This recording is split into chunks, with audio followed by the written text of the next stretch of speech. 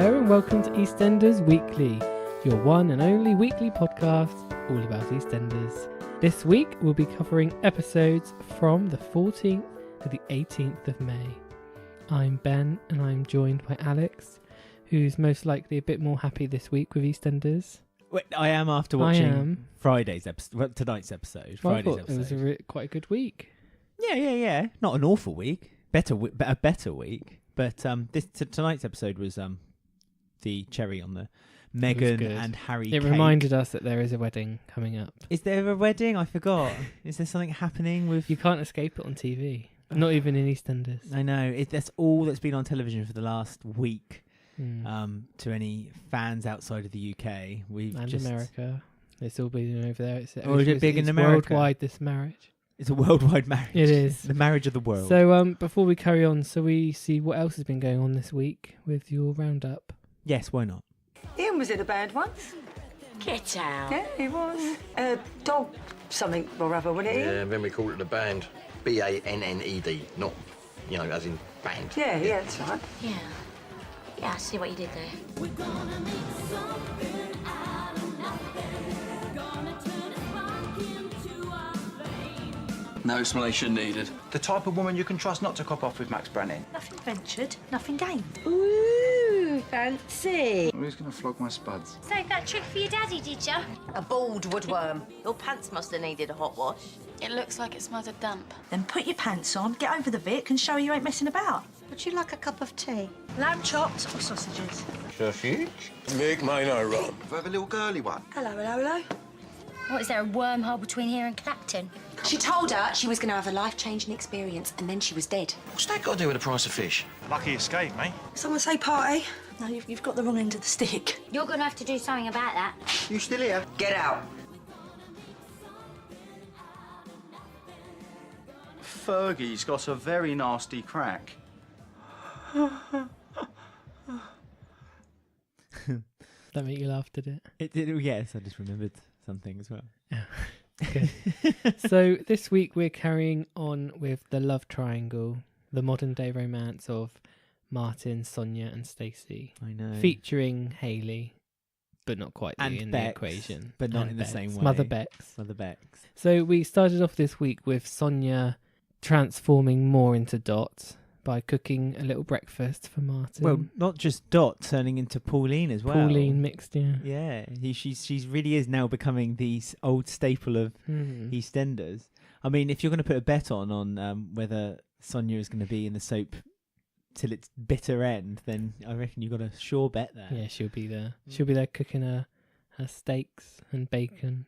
Her pork chops. So Bex has had me a bit confused this week because last week she was up for her mum and dad getting back together, and then this week she seems to be massively against it and judgy. Yeah, she flipped, didn't she? She completely changed her opinion of what she really wanted Sonia and Martin to get together. I mean, Sonia was hinting while she was cooking breakfast to Bex that this is a nuclear family and we're getting back together, and this is something that is nice. It's nice. The way I can't say it like Sonia. It's nice. It's nice. And Martin seemed a bit dumbfounded by it all. He didn't really. This whole storyline, as we go through it, I think you can end each sentence with, but Martin didn't really understand what was trying to be. I don't understand why all the women suddenly are in love with Martin Fowler. I mean, he really did. He's got quite a lot on his plate, isn't he? I know. I mean, Cush is nearly lapping at his heels as well. Well, he's trying to get a piece. But not only is it between Martin and Sonia, obviously Hayley reappeared as well. So first of all, Martin's attention is straight away looking over the square and seeing Hayley being chucked out the Vic. Well, no, that happens way later on. Oh, is it? Yeah, Oh, that's God. way later on. Yeah, and that's There's not been happened. so many. I mean, every time one of these women come on to Martin, Sonia's always seems to be in the background, looking and observing her prey. But they all kind of arrive conveniently each time, one after the other. Yeah, so Stacey turns up at his stall and kind of flirts with him, and he doesn't really understand that that's what's happening. Then Sonia walks by and gives him a little wave as she walks into the cafe, and he's still not really getting what they're trying to perceive. Oh yeah, and that's when Hayley's there because she's got all this new these boxes have arrived. Well, she had all these boxes Yes. delivered to the Slater household. And she wants Martin to help carry them Well, yes, Martin's back. with his bag bag. He even made a comment just before he picked up all these boxes saying that, his back's, only just now starting to get better. And then he picked up Well, he was trying to impress Hayley, wasn't he? Because Sonia did a little frown to think, I've spent 3 days in my cardigan cooking you breakfasts, and now you pick massaging up your boxes. back with a Vicks Vapo Rub, and now you're picking up boxes for other women. Poor Sonia. I felt for Sonia. I this week. did, to be honest, but Bless she her. should have seen that coming, like a Mm. rabbit in headlights. So she's got Hayley as competition, although Hayley sort of steps out of the mark quite quickly this week out of the equation. Stacey basically immediately warns Hayley to stay away, and Hayley kind of knows why she's saying it, and that's because Martin is obviously keen on Hayley. And so Stacey then enrolls Kat in Operation Get Hayley Out. Well, she's asked Kat to do this before and it didn't Well, work. Kat was the reason why Hayley's there in the first Yeah, place. it's all her fault. Which was reminded 2 or 3 times during the week, just in case you've forgotten what happened. And so I think Hayley took heed of it, but Hayley, as we'll talk about a bit later on, ultimately didn't really want to get together with Martin for any real reason other than she just wanted just an roof, excuse to roof to stay under, or roof over her head, a place to sell her sofa surfing, unknown wares. Did we ever see what was in those boxes she was selling? Clothing. Oh, it was clothing. She was palming off clothing. Oh, But no wonder Donna was so angry. Donna and Shrimpy, Yeah. they were stood I know there. Shrimpy's getting lots of lines. He had a good week this week, didn't he? Yeah. More lines than Kathy. Shrimpy had more of a storyline than Kathy. I wonder what the pay gap is there. Oh, yes. Well, hopefully it's equal now, all things considered. Well, they have the same amount of lines, so you'd hope. So we had Stacey take Martin into the Vic to have a little drink, and they were having a little discussion how they're both old and a bit mature and a bit boring now. Well, they had together. that storyline at the market. Yeah. Because she says, what's happened to us? And he said, well, I think it's called growing up, Stacey. And Stacey kind of didn't really take that the right way. And so a bit later on, Stacey and Kat talking about Sonia, because Sonia, you can see, is cozying up with Martin at the market store a bit later on in the day. And Kat says Sonia's all over him. Yeah, and Stacey's a bit like, well, she's not a threat. Yeah, she's not a threat. I don't know what you're worrying about. Hayley, because she had Hayley in her sight. She thought Hayley was the bigger threat. Which Sonia wasn't on her radar. She Big wasn't. mistake. To be fair, she was right to say that about Hayley, because Hayley really, if she hadn't got herself into trouble quite as much as she did during the week, I think she had a good potential of maybe mopping up Martin and because Martin was all up for it, wasn't he? He was. But Sonia did what she does well, and that's mothering. And so she is at Martin's stall and starts asking Martin what he wants for dinner. Does he want pork chops? Oh yeah. Does he want his applesauce? He likes mint sauce, doesn't he? Was it mint sauce? It was a sauce of some sort. That's Mum funny. He likes the way his mum makes it. Do you want me to make it the same? Oh. Do you want me to be your mother, Martin? It was a little bit Bates Motel, wasn't it? A little bit. She starts dressing up in Pauline's skin and walks out the door with a rolling pin and an apron on. Yeah, because she's on the next day is when they show her then cooking dinner for Martin. Not just breakfast now. Well, Dinner too. 3 meals a day, I would, all things considered. I think if it wasn't for the cafe, Martin would have been fed pretty much every hour. Sonia comes out with a grazing bag of nuts and raisins. So and Bex is still sitting there, not liking. She says, "Oh, you two acting weird." Yeah, I know. Like you said earlier, Bex really did take a turn this week. It was a complete 180 from being really happy for them to get together to being really against it. Yeah, strongly against it. I suppose she kind of maybe started to see that actually maybe Martin wasn't that keen on her mum. She seems to take her mum's side quicker than she does take Martin's side. Yeah, well, she spent more time with her growing up, didn't she? So maybe she favours Sonia. But I noticed that Sonia wanted to go to the cinema, and then Bex said, "Oh, I'll come with you, Mum." Yeah, and Sonia shot her down. Yeah, but thinking of last week, Bex didn't turn up to movie night for DVD. That's true. So I think there was a little bit of venom there between Sonia and Bex. And Sonia had made a cottage pie especially for movie night. Exactly. She got the snacks. It's just what in. you want to eat during a movie, cottage A pie. hot cottage pie on So your lap. yeah, and then she said to Bex, and then Bex interrupted her and Martin again, and she was like, "Can't you go and study somewhere else? Yeah. Go on." Can't you just leave? She really she goes for Bex, doesn't she? She's quite venomous with Bex. When Sonia was dating the teacher, and obviously that it was a bit Gethin. of a Gethin. It was a bit of a different. Or Gavin, one of the two. I can't remember. He was Welsh. So his name must either be Gethin. It or was Gavin. Gethin or Gavin. I can't remember. Mr. Gavin, I think it was. Mr. Gavin. Maybe it was Gethin Gavin. I can't remember. Gethin Gavin. He got cut short. And I suppose, but Bex kept interrupting him and Sonia. Oh yeah. But like I say, there was a bit. It was a different scenario. Bex doesn't love her dad in quite the same way, but she's almost the foreshadower. She sees things before they happen, and Bex is the one to heed the warning, but no one wants to listen. Yeah, because when Sonia's hinting heavily at Martin to go to cinema with her, just them, he sort of shoots Sonia down without really realising it and says he might ask that Hayley girl out because she's back. Like a bad smell. Yeah, like a terrible smell. She, because Sonia had previously given Robbie quite a speech about how he should to embrace the day and take every opportunity he more can. Robbie this week. Lots more Robbie this week. That's all I have to say. Well, there is more to say. You say but that's all I want to say. You say there's more Robbie this week. To be fair, Robbie, it was the same amount of Robbie, but condensed into a much shorter period of time. That's true. So you got more Robbie, but in a shorter time span. So Stacey had quite a good telling down from Jean, I thought, this week as well. Jean's had some good lines.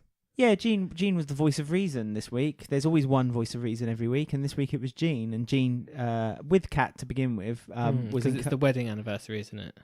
Yes. So Stacey's on actual Facebook. Well, it was a social media. It was actually Facebook. Was it? Yeah. So that's unlike EastEnders, isn't it? Well, to use something which is could real. potentially something that's real, but they referenced Instagram. Yeah. A couple of weeks ago, I suppose social media outlets kind of want you to be encouraged to use them. Also, I wanted to note is that Stacey's profile picture is still a picture of her and Martin.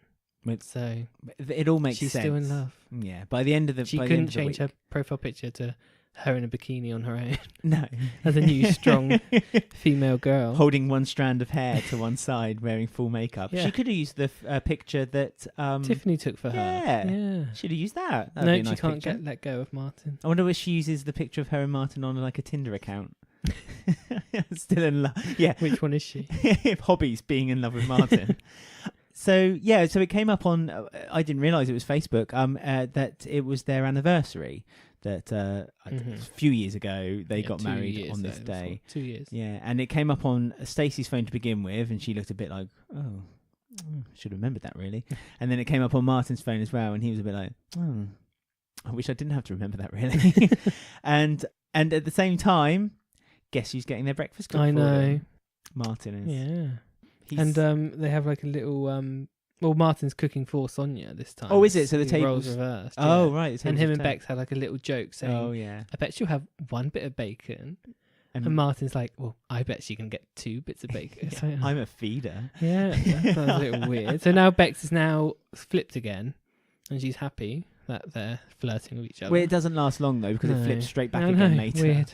It doesn't last too long. Poor Bex. But Martin's also babysitting Hope. Which because then he goes to drop Hope off. Yeah. Here, have her. To drop Hope off. Yeah, Stacey's there in the wind again with her hair flowing. Yes, hair flowing, and she's expecting Martin to mention that it's their anniversary.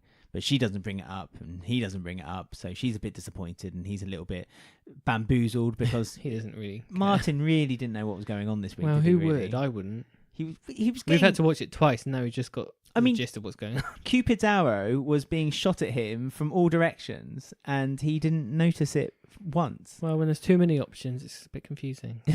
It's like going into a supermarket and choosing. Yeah, can't pick. too many. So Jean picked up that Stacey was in a bit of a mood. And, Well, so and did Kat. Yeah, so they both gave her a bit of a grilling and dressing down. Whistlators. Whistlators. We don't let men We pass can get through our our man. fingers. And go do it. Yeah, we get what we want with Slaters. Speaking of, where's Alfie? Kat. I know. Well, that's been strung You're a Slater. along, isn't it? Don't you think? I thought that was being. Well, they had to wait for him to finish filming Benidorm.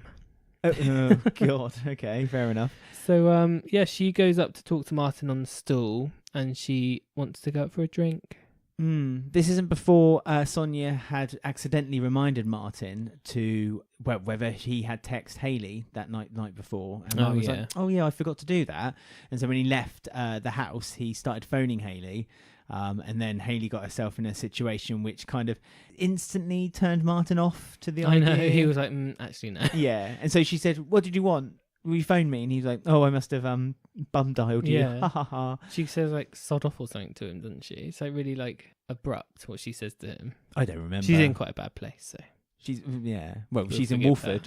Well, yeah, it all goes downhill now. It's not going to get better. One step down Bridge Street, and that's it. Your life is damaged. Stacey wants to have a drink, and Martin's like, "What's the point?" And He's got a point. What he says is really like, yeah, that's what we're all thinking. Yeah, but Stacey wants him to, he's like, "Oh, should we have a drink just for old time's sake because our anniversary?" And because Martin didn't kind of bow down to her request, Stacey was like, "Well, I don't know why I bother," and then kind of just stormed off again. She's really like hot and cold, isn't she? I mean, what's happening? So we're about halfway through the damaged love triangle. Is there anything that was said on social media? Well, it's quite mixed with what people want. There's really is a divide between Stacey and Sonia. So it's all mixed. So some people say, does Martin have amnesia? Has he forgotten what an absolute miserable trout Sonia is? Oh. All she does is moan and interfere, and she was just as cringy when she was after Bex's teacher. Ah. I hope he gets back with Stacey. They were good together. Someone else said, if Martin and Sonia get back together, I will rage. Wow. Rage. Someone says, that's what Stacey deserves. Risked a good man for a bold man. I mean, Max I don't know. I hate to say it, but I desperately want Martin to get back with Sonia. Stacey is manipulative, cunning cow who deserves nobody. Wow. People are harsh. And someone else said, how can people want Stacey and Martin back together? She cheated and was pure evil to him, getting everything she deserves. I mean, I've got one more. Oh, go on. Which is an anti-Stacey one again. Bully excuse Stacey. Max will wink at you again and your knickers will fly off as per usual. So, I mean, the whole time I was, especially when this storyline concluded, well, I suppose we should discuss that at the time, but I did question how long is this really going to last? No, we got our answer this week. So let's continue our love journey. Yeah, the love train. So Stacey goes back, is a bit miserable, ironing quite angrily. And Kat asks what's wrong. And Mother Jean, she knows her daughter. She's pretending that nothing's wrong, but actually she's very upset. I mean, Jean really did have the sixth sense this week, didn't She had a good line, actually, what she said. She pretty much laid down the truth, because Stacey's blaming everyone else, isn't she? She's blaming Hayley, it's their fault. And she goes, well, did Hayley sleep with Max? Yes. It's like, yes, that's what we've been saying since Christmas Eve. Wait, yeah, Jean was basically saying to Stacey that you need to take responsibility of the actions that you took. And as soon as you realise that actually it was you that ultimately destroyed it, perhaps then a dialogue could now finally open up between you and Martin. At the moment, you go up to Martin with an olive branch. And shout at it. Actually, that's a much better analogy. You go up to Martin, shout at him, because he doesn't react, you then go off in a huff. Yeah. And that's all that's been happening since the beginning. Yeah, and while this is happening, Sonia's still doing her little trying to hint at Martin. Oh, yes. And then Bex is also dropping a little hint, saying maybe you should take her out for a meal because she helped your back. Yes, so at this point, Bex is now kind of pushing Team Sonia too. Then Kush tells Martin, maybe you need to reprogram your head a little bit. And then Sonia walks past, conveniently timed. Yeah. And again does a little wave and goes into the cafe to buy more pork. I've enjoyed seeing Kush and Martin's bromance. It's this nice to week. see them back together. It's a shame that it ended on a tankard Well, session yes, but in it the always pub. does because they're lads. Those stupid tankards. So Martin does eventually ask Sonia out after Yeah. Sonia says, well, what about Hayley? And he's like, nah, I didn't get No. around to it. I didn't want to. Let's not talk about Hayley. Yeah, I've had enough of Hayley She's now. worn the same joggers for a week. Yes. May I add? I hope that they've been washed. No, they haven't. Dear. Yeah, so he's booked like a posh Italian restaurant. On Kush's recommendation, because Kush has Yeah. gone there a few times with Denise. I hope not recently because they're saving for Dubai. So So must have been that's before he odd. went away to Yes. see his brother. So he's arranged that now. So we're all happy, all looking quite positive. They've both had showers. They're both naked in Dot's living room. Oh yes, the tension. I think something's going on with Dot's house. Like lots of people seem to be like having sex in there and getting all hot and naked all the time. Maybe Dot has set up some cameras around the house and isn't actually an island, but she's in the like some kind of seedy hole. Now, this is a family show, so we'll cut off your conversation right there. So yeah, they're both getting ready for their date night. Sonia's got a nice blue lacy dress, which is brand new, only just released now, I saw, because someone posted it on Twitter. Oh, what? Someone knew that, did they? Well, the people who make the dress. They were saying Sonia's got up-to-date style this week. Goodness, it's like the red carpet. I know. So she's all done up. She's got her eyebrows done. How does Sonia afford this dress on no income? Well, she's on free rent from Dot, isn't she? Lots of people liked Sonia's eyebrows this week as well. They were on fleek, apparently. I was about to say that. Are they on fleek? And just as everything seems to be sorted for Sonia and Martin, a little text pops through because Stacey's had a little word of herself. Yes, says we need to talk about us, me and you. No one else. So Martin then makes an excuse to Sonia that he needs to go to the minute mark quick. It's like a rom-com, isn't it? Yeah, to buy 20 fags, ready for the night out. And So he's keeping us guessing who's he going to go with. Wait, so you think and then he says, where are you? So you think he's phoned Stacey, but swerve, he's actually phoned Kush, and he goes meets Kush at the Chippy for some advice. Now, I must say, this scene annoyed the heck out of me because I think it was just unnecessary to keep adding a bell sound effect to signify people walking in and out of the fish and chip It's shop. realistic. No, it's not, because that fish and chip shop always has its door wide open. Every time they go to a storyline with Masood and Ian, that door is wide open. People just walk in Yeah, and but out. it's nighttime, so it's cold. But it's What's not more cold. unrealistic is that Kush keeps eating fish and chips and has a six-pack. Well, yes, but you only see him eating. He could be doing all kinds of stuff outside of between his two jobs. 2 jobs, yeah, 24 hours. I'm sure he's doing lots of workouts. So, yeah, they have another bromance time. Yes. Now, this was interesting because they decided to kind of list the good features of Stacey and Sonia. Ooh. And Stacey's good features were good hair and that you're attracted to her. Right. Sonia's good features is that she's funny, which is never good, and kind. Oh. And then Kush moved on to saying, "Oh, there is always Hayley." With no features. Yeah, she's just a mould. I'm still hoping for the Kush and Martin romance. I'd like to see that. They'll get along very well. They're always friends. Couple of pints in their tankards. This is a family show. I'm going to cut you off. I was going to say it was down to the Chippy for some cod. Yeah, right. So we then have this sort of... He then goes to meet Stacey, doesn't he, now? Yes. And it comes across as he's fallen in love with her again, but then he's kind of not. Well, because he's saying, what do you want to say to me? And Stacey kind of just sits there mute and doesn't say anything, and just kind of her lips quivering Because she says, "Oh, I love you" again as he's leaving. Yeah. So that stops him in his tracks. And you think, this really is a rom-com movie I'm watching. Because now they are going to get back together. It's like a Richard Curtis movie. And then just when he's beginning to start to fall for Stacey again, who someone should comes down the thump stairs. thump their flat feet down the stairs. Like us. So he finds out that Hayley is Stacey's cousin. So they've been playing him all along, and all the secrets sort of come out in this one scene. It Did you like does. that, did you? I know. It's uncanny. I thought Hayley was in the room. Our guest star, Hayley. What? I can't do it as well as you. Yeah, so yeah, and All so the secrets come out, and he knows that he's been I've betrayed. blah, And blah, he thinks blah. it's Stacey who's done it. He does later find out it wasn't Stacey. it was Sonya's in the Kat. back of a taxi, about She's to waiting. give up. Yeah, she's just about to give Don't £5. bother. Yeah, Yeah. £5 for the taxi, the Uber taxi driver. And then the hero of the movie comes in Opens- just at the last minute yeah. for his true love. He does. His true love, Sonia, Yeah, who's and kind they- and funny. Yeah, and he says, and she sort of says, "Oh, worried. Are you okay?" And he's like, "That's so you. Yeah, that's so you soppy cow. Just worrying if I'm okay." Yeah, not worrying about, not being angry at me, not shouting at me, just making sure I'm okay. And as they drive away, who's looking through the net curtains with Yeah. a tear in her eye? She does a good cry, Lacey Turner, doesn't she? She's a good crier, is old Lacey. Mm.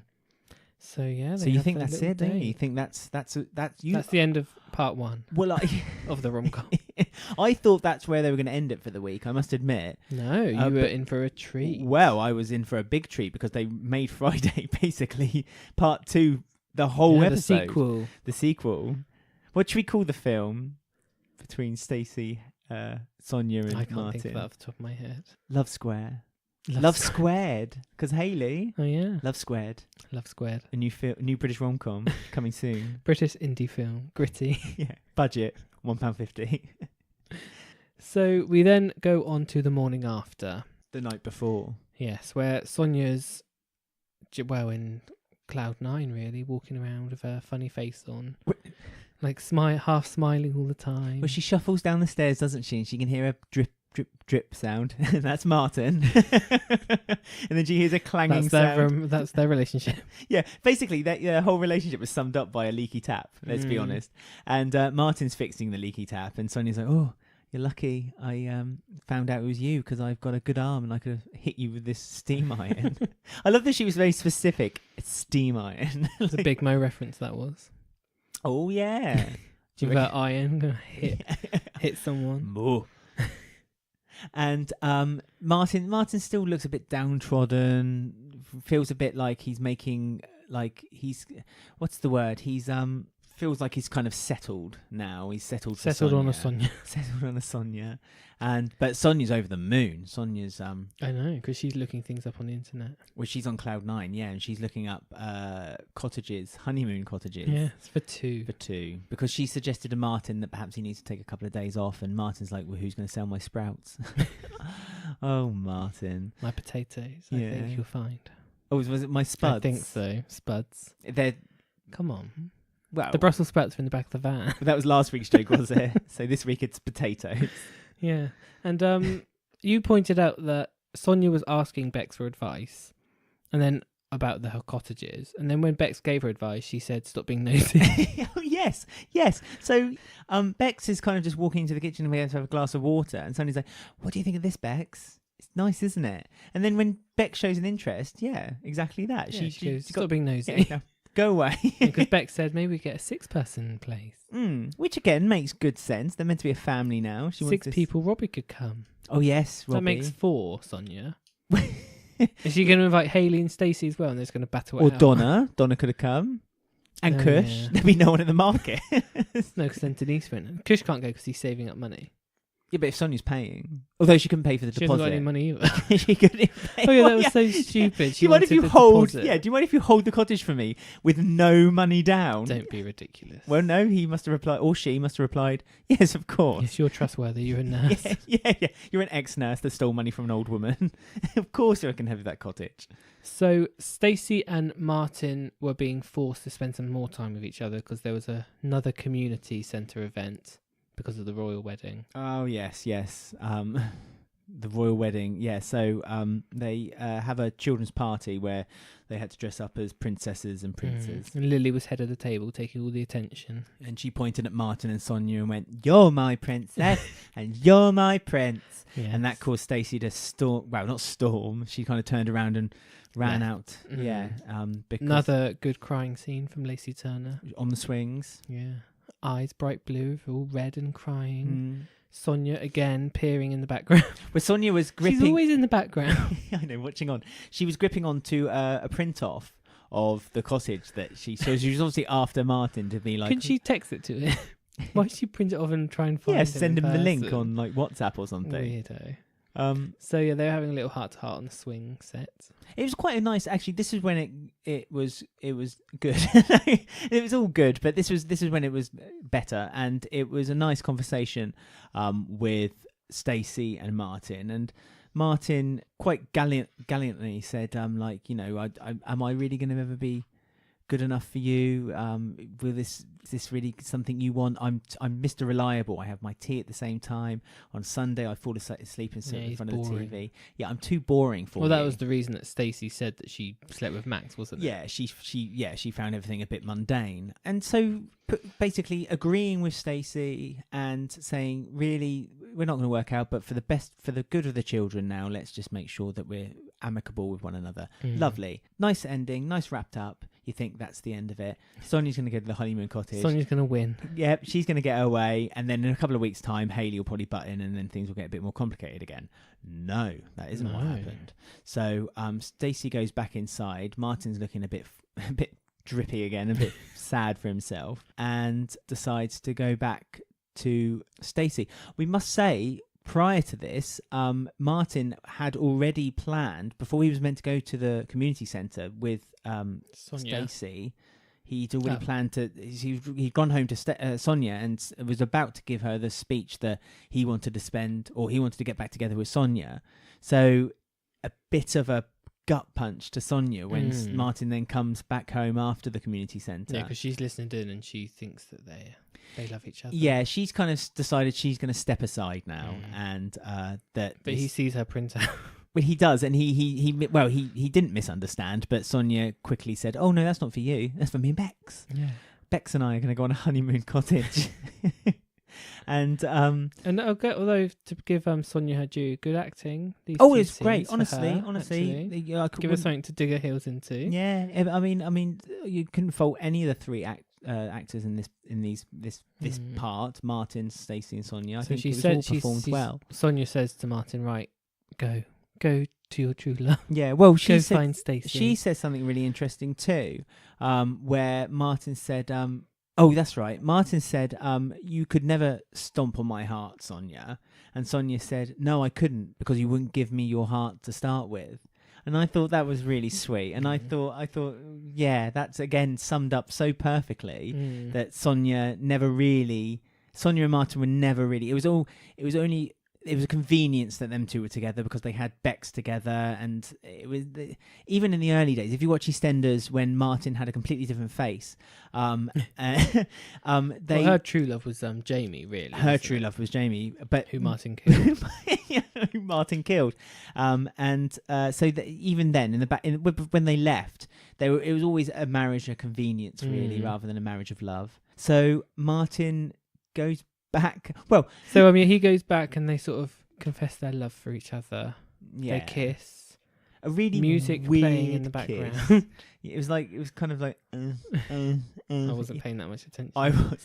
Phil Collins. I was distracted by the background music. Phil Collins, Against All Odds. I thought we were going to have a fade to credits with no Duff for a second. Oh, that would have been strange. I was preparing myself for that, but there was still a Duff on a little drawing of Prince Harry and Meghan Markle. That was ridiculous. So they basically, in the end, symbolism. They were comparing Martin and Stacey's relationship to that of Meghan and Harry. Beautiful. By the time you're listening to this, they are now married. So congratulations. Oh yes, congratulations to the happy couple. Shame your dad. We missed it. We're busy watching EastEnders. Well, yes, tomorrow. Right. So that wraps them up. Their love triangle's ended. We've done the rom-com and the sequel, the direct-to-DVD sequel. I mean, quickly, sorry, before we go on, I touched on it just earlier. So do you think that this is way into the future? Do you think the Martin and Stacey thing will last? Because I can't see it lasting. I don't know. They seem to have got all their secrets out now. Oh, but there's always more nothing secrets, holding anything more back. I mean, anything... I don't know where he's going to live. Because there's too many people in that house. Because Hayley's now living there. Oh, yeah. Maybe... There's now 11 people in that house. Maybe Stacey could move to Dots. What, with Sonia and Bex? That's not going to go down. Oh, no, it's not going to go well. And Robbie. How do people fit so many people in like these tiny little terrace houses? TARDIS. It's the BBC. They can use the TARDIS. Oh, yeah, they trademarked it. So we said hello to Shaquille is back in our live. Yes, I think unless had your head in the sand, there's a good reason why Shaquille is being. Yes. Let's talk about Shaquille while we still can. Yes, is the kindest way of saying it. Yes. I mean, yeah, he's been reintroduced just because he's going to be quite He's got big a new music career. Well, he's going to be quite a big story next week, isn't he? So yeah, first of all, he decides that he wants to invite two girls round who him and Keegan had met at a nightclub the night before. And they told these two girls that they had their own flat in Walford and that they should come over today. And so it's lots of bits and pieces around the square where they're trying to get themselves alcohol and they're trying to convince Kush to let them have the flat. And make sure no one knows. And Because they're both big brothers, both find out. They do. As good big brothers that they are, they say, no, it's fine. Well, Keegan, Keanu gives Keegan like a pretty much an empty bottle of vodka. Karen's hidden somewhere, isn't it? Yeah. So he gives that to him. With a smirk on his face, knowing full well that that's not what Keegan wanted, but it's what Keegan gets. So. He said we can fill it with water, it'll be fine. Yeah, I know. Yeah, I don't know quite what their plan was to do with a lot of alcohol for the women. That was a bit sinister, I felt. Might just have a good time. Kush saw them with the vodka bottle and came over. Yes, and said, and they again admitted that what their plan was for the day, and that they both had no club. Well, Keegan had PE all afternoon. He hates PE, so he doesn't want to do that. And Shaquille just had one lesson or one study period. Period, so it was okay to miss it. Yeah. Which came up a lot during the week as well. He kept every time he's like coming up to his mum, it's a study period. He's a good boy. It's a study period. And do no wrong. So Kush is like, well, as long as you're star pupil for the whole week, fine, you go ahead and big brother duty done. Absolutely. Good big brothers. But unfortunately for Keegan and Shaquille's sake, Carmel... Yes, his mum is Carmel. Exactly. Who is a force of her own. She is a whirlwind. So she's playing a little game with Kush in the cafe. Pretending that everything's all good. So they think... no, because she looked through his bag, doesn't she, before that? Well, they think they've convinced Carmel that they've started a study club. Yeah. And so she stops Shaquille from leaving the house. Stop and search before he leaves. Yep, and it's full of books. So Shaquille thinks, I've covered my back, not knowing his mother very well, clearly. And so, yeah, she's like, oh, and you never guess what? He's starting a study club and da-da-da-da-da. Oh, and I know he's lying, so tell me what's going on, Kush. And Kush literally just rolled on his back. He always does. Yeah. Carmel. He always dobs Shaquille in all the time. She's a right nosy Parker. Well, he needs to toughen up. Kush does. He needs to stop eating those chips. Yeah. So she finds out, and I thought this was quite different for Carmel. Normally she goes off and just yells and ends everything. But this time she sort of played along. Because she turned up at the same time as the two girls turned up to the flats. Just before they turned up, they rang the bell. And yeah. This was while they were spraying themselves with what they described as fly spray. Yeah, aphrodisiac. Yeah, sexy. Although I did wonder, wouldn't the girls, all around that flat, there were just photos of Kush and Carmel everywhere. So I don't know what the two girls would have thought. Why have you got pictures of your mum everywhere on every wall? No, every good boy should, shouldn't they? No, I guess. Kush does. Good boy Kush. I was going to say Kush is flat and he's got pictures of his mum. Oh, also... I don't think that's by choice. No, it's forced upon him. What's ever happened to Carmel's cat, Craig? He's still alive. I'd never seen him. You never see him, ever. Never? She does mention him still. Oh, does she? But she's just kind of uninvited a cat into her son's house. And now, as we find out later on, she goes off on a jaunt and she can do whatever she wants. Okay, sorry, all right, sorry, Carmel. Don't question Carmel. So she starts showing the girls pictures. She makes friends of them, doesn't she? She does, shows them pictures of the kids, and then they look through magazines, say, "Cool, he's sexy." But this is my yoga instructor. Yeah, oh, look at him, sexy, and they're all giggling. Yeah. And then I thought Keegan and Shaquille made quite a sexist comment in the kitchenette area. Was this about them looking better? They looked better in the dark. And it's like, all right, lads. I thought that was funny. But although they were both very attractive girls, so I have to say they looked good in the light. Yeah. Well, they're better off being friends with Carmel then in that case. Well, do you reckon Carmel's got they them lucked out? Do you reckon Carmel's got them on the mobile phone now on quick dial? Yeah. They go shopping together. Down at the department store where Michelle used to work. She still gets a discount through Sharon. So it's Carmel reveals that the reason she knew exactly everything that was going on, and that she knows that Shaquille has this timetable, is because she broke into his phone. Yeah, got rid of the password and everything. Yeah, and he said, "Oh, I'll change it," and she's like, "Go on then, and I'll work it out again." I mean, she is cybercrime central. She's relentless. Do you reckon that She's a very protective mum. Do you reckon So- So I mean, Carmel's after a new job as well.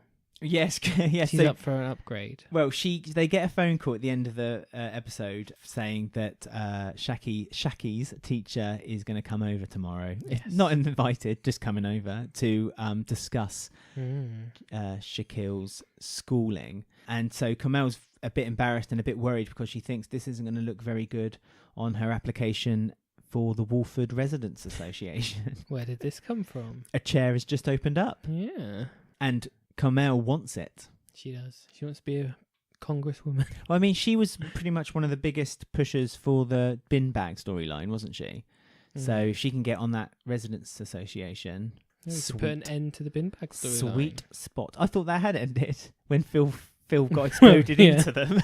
But it could always come back. It's one of the most treasured, unfinished storylines. I never want to hear that storyline again.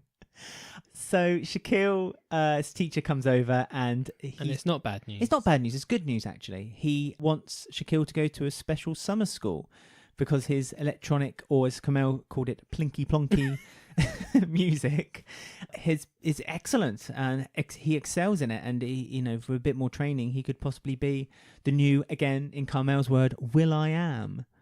Like the Will.I.Am Beethoven. Mozart, wasn't it? Yeah.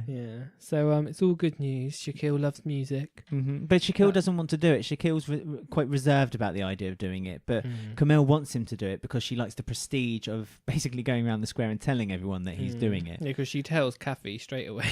Well, yeah, in the so pub. she talks to Donna and Shrimpy, and Donna and Shrimpy look not particularly impressed. And then, it goes over to Kathy and Ian, who, again, Kathy and Ian seem to be spending a lot of time together.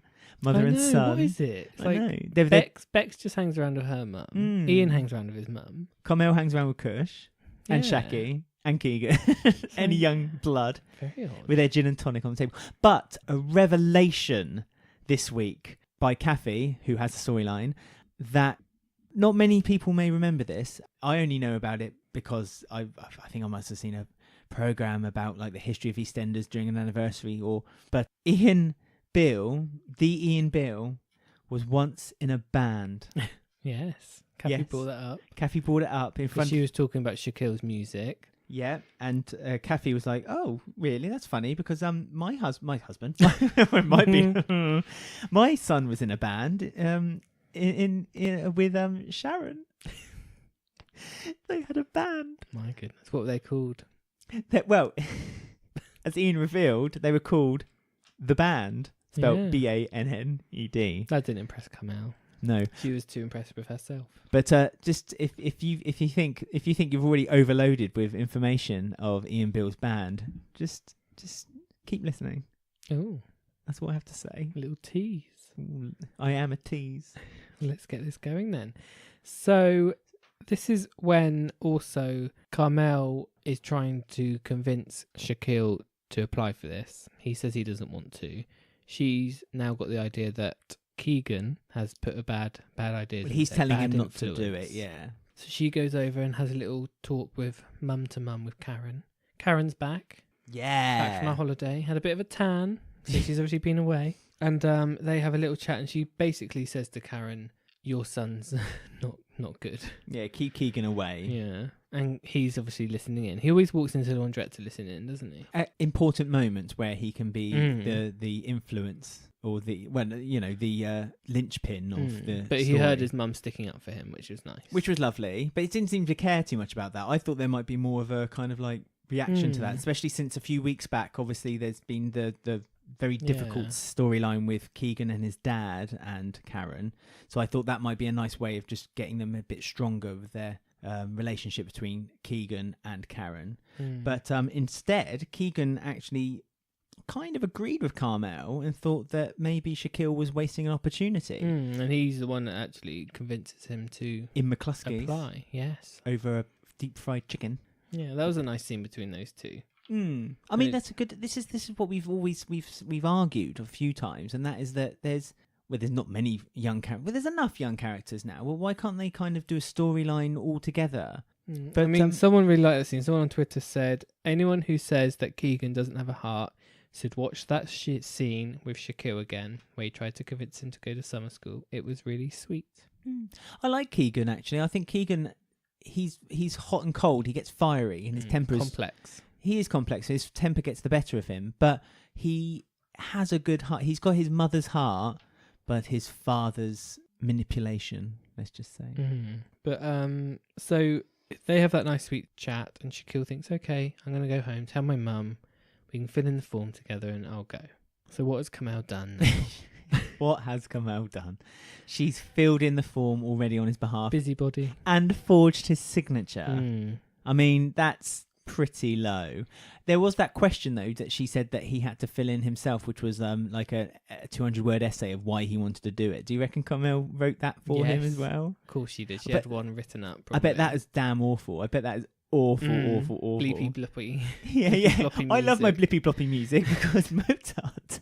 It sounds... So he tears it up, and he's quite angry with his mum. Fuming.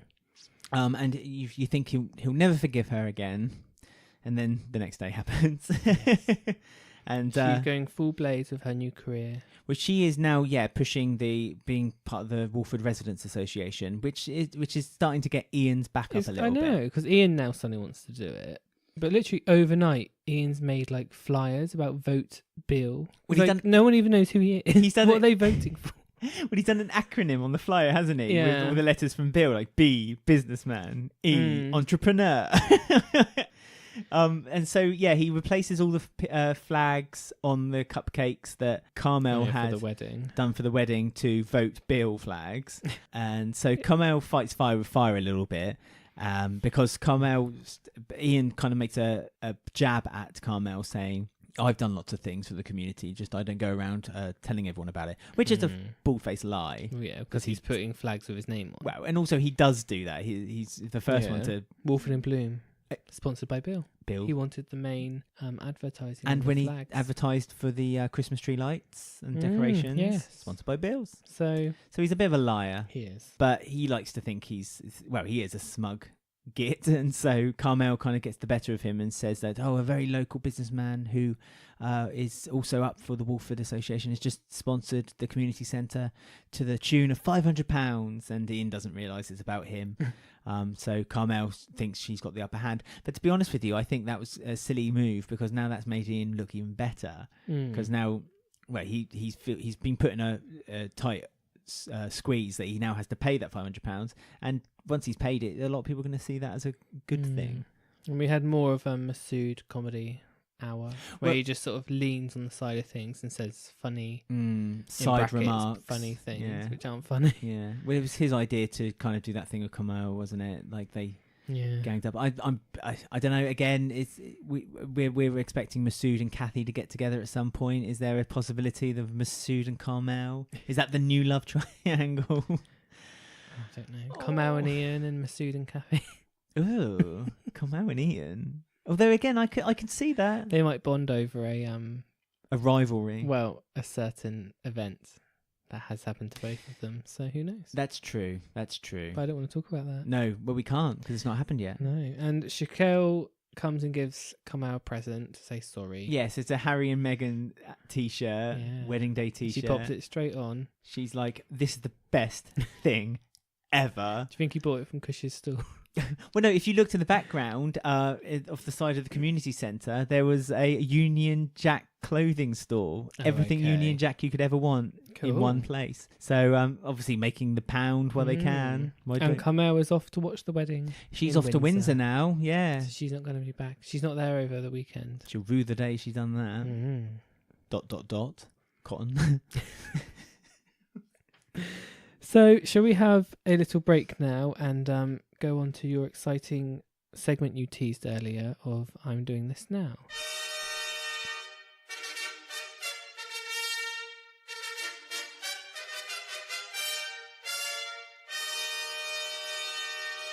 Just do this now. So here we go. This is a very special I'm Doing This Now. In case anyone thinks it's got something to do with the wedding, it's got nothing to do with the wedding. Don't get anyone's hopes up. So. We've got Meghan Markle's dad here for an interview. Yes. Exclusive. So everyone seems to be obsessed with him. So, obviously, this is the part of the show where we look back at past actors and find out what they are doing now since they left their roles from the show. Now, this part of the show is sponsored by Studio Headphones, who Brit Podscene and Eastenders Weekly have teamed up with to offer you an exclusive deal on their website. Professionally crafted headphones with handmade details and Swedish design.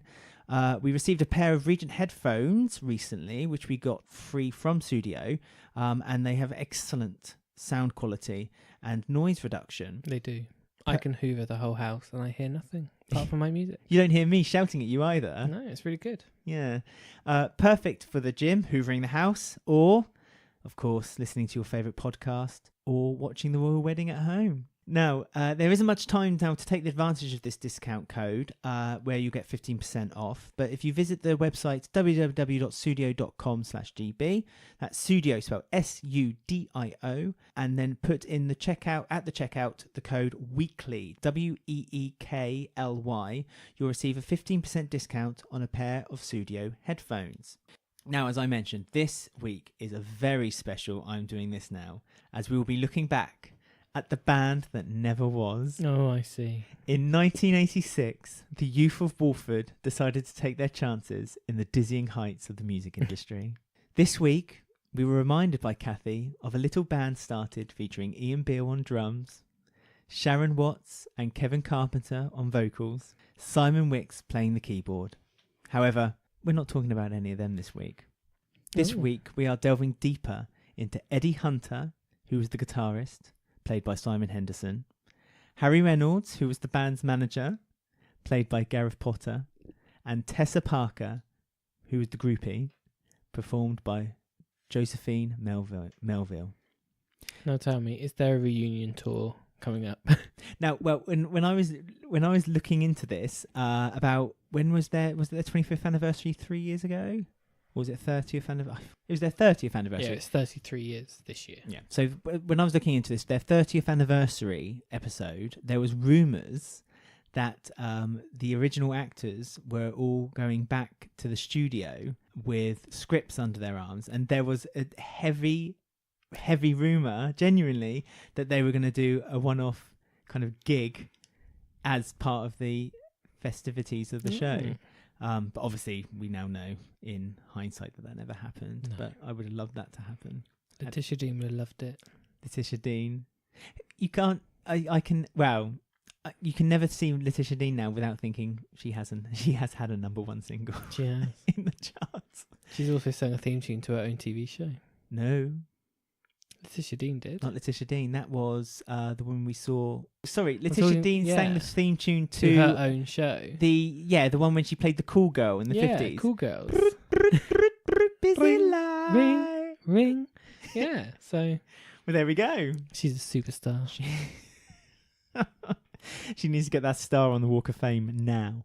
The band had formed after Simon had paid off a debt left by Eddie in a former band they had both been part of. Simon came to Walford, and after leaving Simon with the debt, Eddie had become a redcoat in Clacton. The band was initially called Dog Market, but after their debut gig at the Queen Victoria in August 1986, they blew the fuses in the pub and got thrown out by Den shouting at them, "Your band!" changing the name of the band into The Band.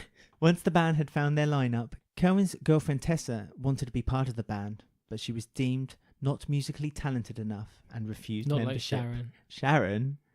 Have you seen her perform? Yeah, wonderful. Masterclass. Simon and Harry start to disagree about what direction the band should be taking. Harry loses the argument to make the band a vehicle for communist propaganda, that's right, and wants to take the band into a political voice. Harry and Simon both write songs for a Battle of the Band competition. The band decide that Simon's song, Something Outer Nothing, is the better song, which causes Harry to start rumours about Simon and accuses him of being a secret Radio 2 listener. Radio 2. I mean, now it's cool to be listening to Radio 2, but in those days, if you're a Radio 2 listener, you were sad. Radio 2's it's got really low ratings at the moment. Has no, Radio 1, sorry. Radio 1? Capital has more ratings than Radio 1 now. Really? Anyway, carry on. That fascinates me, that. No, it really does. The band choose Harry to stay in the band as he owns all the... The band chooses Harry to stay in the band as he owns all the instruments, and Simon quits, but allows the band to use his song. On the day of rehearsal, after successful rehearsal with choreography directed by Sharon, Harry decides to sabotage the act by switching the cartridge in the synthesizer. Have you ever heard a more 80s thing than changing the cartridge in the synthesizer? It's just words to me.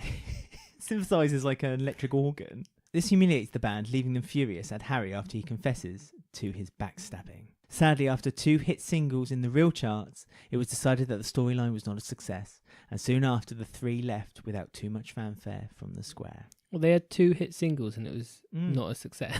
Well, no, because the storyline itself People was panned seen it. as a bit Basically an silly. advert.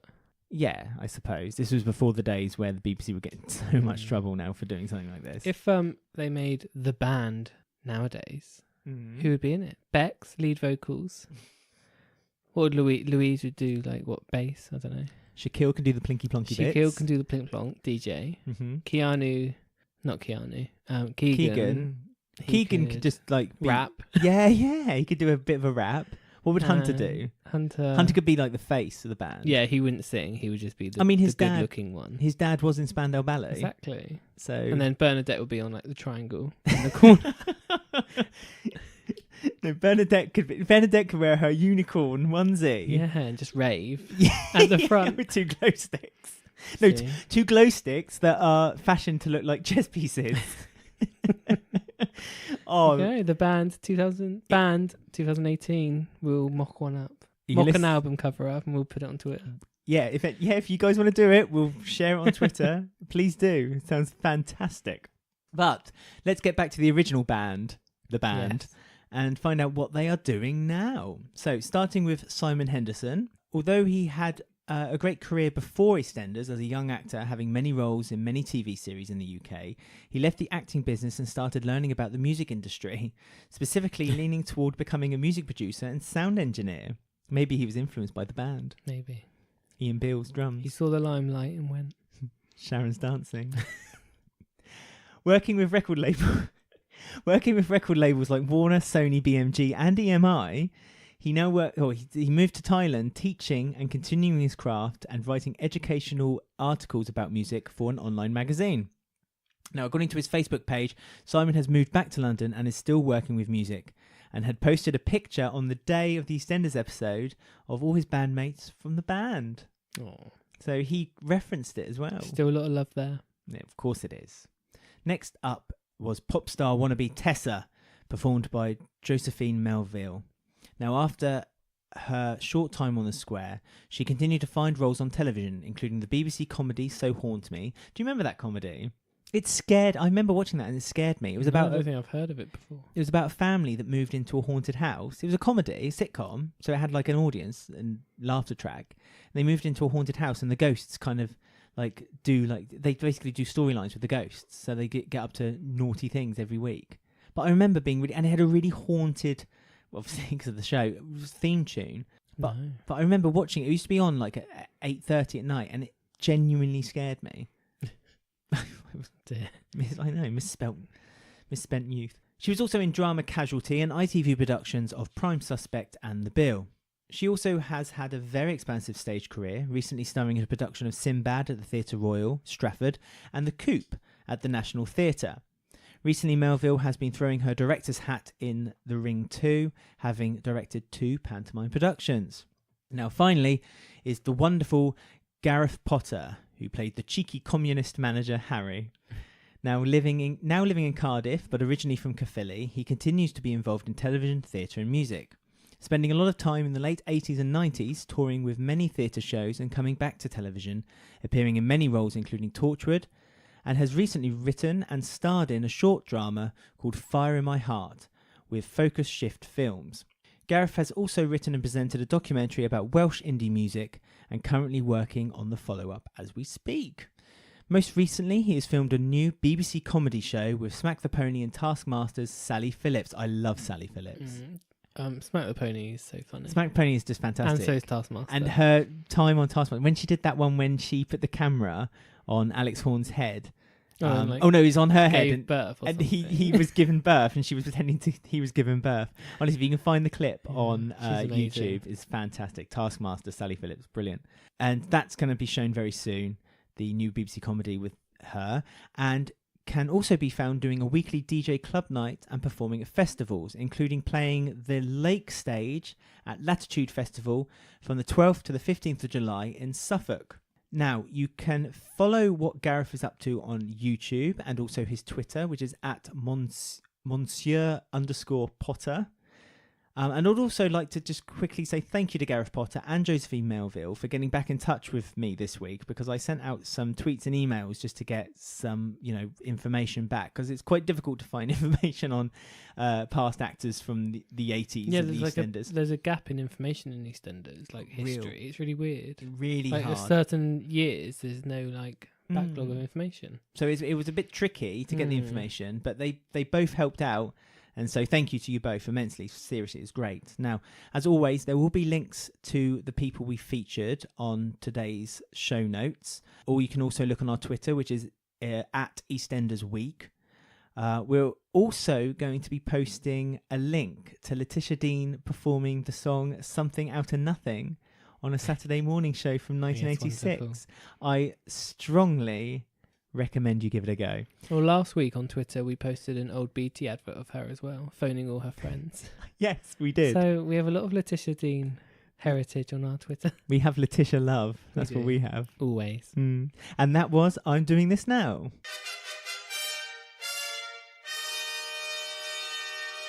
Just do this now. Lovely. I don't think we'll be delving that far back for a little while. That was a tricky one. Look in the classics. Yeah. Classic section. So now we look ahead to our new arrivals, new characters this year. So Hayley's back with pretty much putting her feet into Walford now. Yes. She's here to stay, I think. They're building up. She's put on the EastEnders slippers and now she's here to stay, which is great because I like Hayley. She's very popular. Yeah. Really popular. Doesn't surprise me. I love her. Bit of rough. Bit of rough. So she comes, we've already talked about this already, but she comes in this week with a lot of boxes being delivered to the Slater house. Yes, which she claims is from her ex-boyfriend that he doesn't want anymore. So she decides to start flogging them on the market, to most of the market sellers' disapproval, because they have to pay for pitch fees and... Again, Shrimpy was there, front and centre. Shrimpy in the action. Donna there with her fists up, ready to start a fight. I know, she's well feisty. Yeah. Well, because she's desperate. She's got no much money, has she? She has to pay for her rent, so she's desperate. Yeah, she wants her pitch. But she's obviously used her friendship with Martin as a clause to sell next to him-ish. Yes, with a bit of a lie. Yeah, but when Martin discovers what Hayley is doing, he's not very approving either. But he still takes her to the cafe and buys her a cup of tea. What a gent. Well, he is a gentleman. She spent a lot of time in the cafe on the beginning of the week. Pretty much all day in the cafe, Hayley did. She had a cup of coffee with Martin. She had a cup of tea with Stacey. Yes. I think she might have had a cup of tea with Kat as well. Maybe. I know that she went back in at the end of Monday's episode. She went back into the cafe. Yeah, back in again. And Kathy was a bit of a cow. It was like, we're closing. A cafe that isn't it an all-night cafe? Yeah, but she did say you only ever come in and sit with one drink for like 4 hours. You buy a cup which of is tea. true. Yeah. She just sits there and talks to all the Slaters one by one. Or they try and convince her to leave again. Which they kind of... Well, they did convince her not to leave, but to leave them alone. Yeah, because Jean invited her in, didn't she? Just have a shower. Well, first of all... Was that not before? No, first of all, Hayley is basically homeless, and so you discover her basically sleeping rough behind the bins after she gets chucked out by Kathy. And then the next morning... Well, Kathy does attempt to talk to her, actually. To Kathy's defence. She does say, actually, let's have a sit down and chat, and Hayley sort of has already... hot-headed by then and sort of says no. And I've this was a point. I've done an exclamation mark here. The first time and the only time all week that they did an establishing shot for Kathy's before they showed the shot. Before they showed the scene with Kathy going in the cafe with Hayley and having that brief chat. Kathy had a storyline. They showed a shot of the neon sign. So they went through a phase of doing that though when the Wilmot Browns were around. Did they? Because it was like flashing, remember? And Ben couldn't work out why he couldn't get it to fix. And Oh, it was like it was right. like a metaphor saying Kathy's going to be killed by Wilmot Brown because her sign keeps flashing. Oh, so if they show an established shot of the sign not flashing and it's it glowing, means Kathy's okay. Kathy's alive. I think that establishing shot was because it went suddenly from daytime to nighttime. Yes, that's true, but it's very odd. Like they never, rarely Maybe do an they've been establishing given a shot. few more pounds in the budget so they can Do an establishing shot. Well, they're not cheap, these panning shots or slow zoom. Do you reckon they'll start playing like a bit of incidental music in between each scene? Yeah. But this is when you obviously come to the realisation that she's sleeping rough. Yes. So she's got a sleeping bag, got a handbag. But she hasn't even got a sleeping bag. She's just got a coat that she can do up Oh, is right it a to coat, her. is it? A bit like Honey's sleeping pajamas. She can do it right up to her chin and then put a hood over her head. So her stories about her husband or her boyfriend and her son has all been a load of lies. And she's actually homeless. Her whole background's lies. So she's got no boyfriend, she's got no son, she's got nothing. She's just, homeless. She's been turfed out from wherever she was before. Now, I don't know if Hayley's obviously she's trying to keep the secret from the Slaters, but the next morning she's seen begging for money, like, in Walford. Outside the tube station. It's like not very subtle, Hayley. I guess not. I suppose she's desperate. But she's got a cup and she's got a few pound in it. Yeah. I suppose the Slaters don't really leave the immediate area much, do they really? So. They very rarely leave the market area. But still, it wasn't very subtle. No, it wasn't. But she gets told to move on by the train conductor or the train. She does. Supervisor. I mean, the royal wedding's coming up, so they don't want any homeless people around. Oh yeah, news cameras, new crews are about. They don't want people to think that we have homeless people in the country. That's ridiculous. And as Hayley's telling someone to bog off, she turns her back, and some dodgy guy who's dodgier than Hayley, steals her cup. Dog eat dog in the homeless world. Do you think it's the same man that stole Ted's wallet? Oh, it might have been. Maybe. Revenge. After she flicks a cigarette at him. Yeah. So, but when she tries to grab him, she falls over and sort of grazes her arm. Yeah, she grazes her down, and so she's now quite badly cut. And so she goes to the Slater's house, and who should answer the door but the lovely, effervescent Jean. I love there. Jean. Jean's been great. lovely this week. I love telling Jean. it how it is. She being supportive. She has some really funny lines as well, but really quite thoughtful lines. And she notices that she's grazed herself. And yes, because she says she did it whilst wallpapering. Yeah, scraping the wallpaper off. And her husband was like, "Oh, don't worry about it. Go out, go out and come back to a beautiful house." Yeah, Land you of bleed. make-believe. Yeah, and I think Jean obviously she knows that this isn't quite the truth. Yeah. So she says, "Oh, you can use our shower and stuff. Would you like a cup of tea?" Yeah, which is the answer to everything if you're British. And then Kat and Stacey come home, and Stacey automatically sees a denim jacket on the staircase and says, "Hayley's here." Yeah, it's very odd. How does she know what Hayley wears? Because she always wears the same clothes. Well, yeah, or she has a smell to her. With so many people in and out of that house, Stacey's got a real grip on who wears a denim jacket. Well, she makes sure she knows who's in the house at least. And they're all talking, saying, "Oh, we want her out. We don't want her here." Even though she's family, and she's listening on the stairs. So she then walks out on Stacey and Kat, and Jean gets a bit upset that this has happened. And then I think when she gets kicked out, she doesn't get kicked out. When she leaves the Slater house, she sees Robbie, and Robbie kind of gives a really weird look and then walks off. And then she goes into the Queen Vic and swigs on a drink that's basically dead on the table. Shirley's there straight away. Shirley's like, "Get out. How dare you? We don't want any scroungers here. Yeah, get out now." And so she does leave, but then as she's leaving, she bumps into Stuart, Mick, and Halfway. Yeah. And they invite her in. And they invite her back in, and we'll discuss what happens that night a little bit later on. But suffice to say, she finds a place to sleep for the night, basically. She finds a place to sleep for the night and then gets kicked out again. And she's then found by Jean on the swings again. The swings. Yeah, with some vodka. The sorrow swings with a bottle of vodka, which she called breakfast. Hayley asks Lily if she wants to play on the swings. Yeah, and then says no. I ain't done yet. Yeah, do you want to play on the swings, darling? I ain't done yet. And you find out quite a lot about Hayley in this scene of Jean, about how her upbringing's not been great. she's kind of being ignored by the Slaters. Yes, well, I wrote some of the pronouns, actually. Oh, yeah. give me some. I'm going to chuck them at you. So she said that her mum described her as not good enough. Yep. Reject. Worthless was one. Yes. Scum of the earth. This would be a good game. This was the game. Oh. But then I changed it. Worthless. Scum of the earth.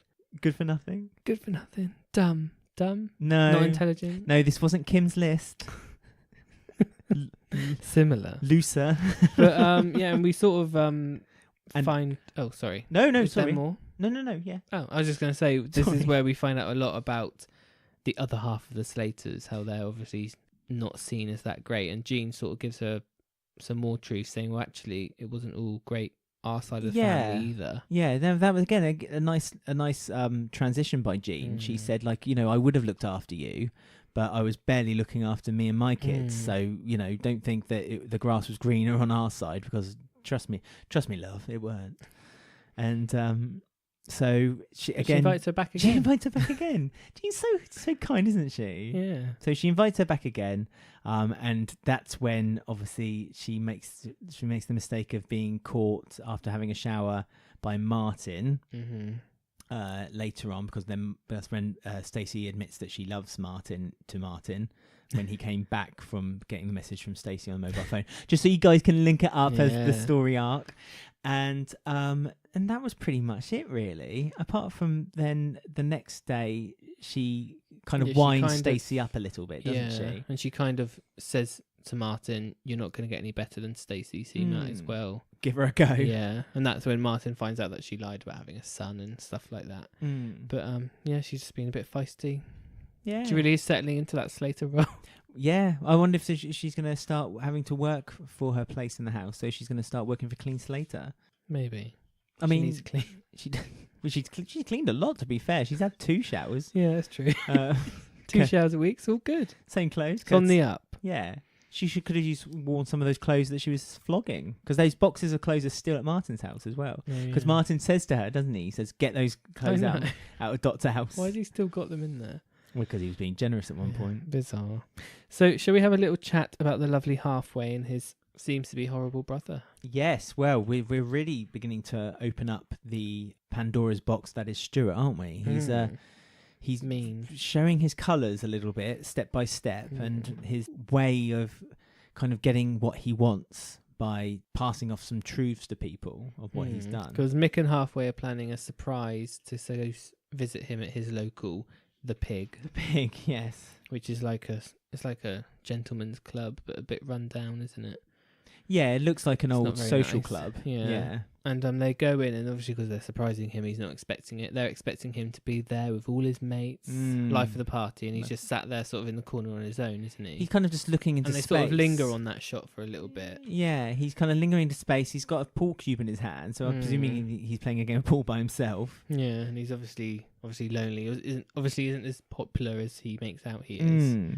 I mean, when he spots Mick and Halfway, he kind of looks away, but first kind of gets into character. A character, that's right, and then starts walking up toward them and say, "Hey, what are you guys doing here?" And acts like the cocky, confident guy again. And they just get drunker and drunker. Well, they get very, very, very drunk. Linda, with some snide comments to Mick around the pool table as well. Linda didn't want them to go to the Pig. Linda kind of wanted them to stay out of it, and it was Shirley who was like, "Oh, let him off his reins, let him have a bit of fun." And so Linda agrees to it as long as he is ready for the next day for organising the wedding preparations. Yes. So, so they kind of play a game of pool, and there's a few backstabbing comments, a few sly remarks off to the side. First of all, between Mick and Stuart. Because we find out Stuart's now single. Yes. And that sort of... Which Halfway knew, and Halfway said it wasn't my place to say anything, but Stuart,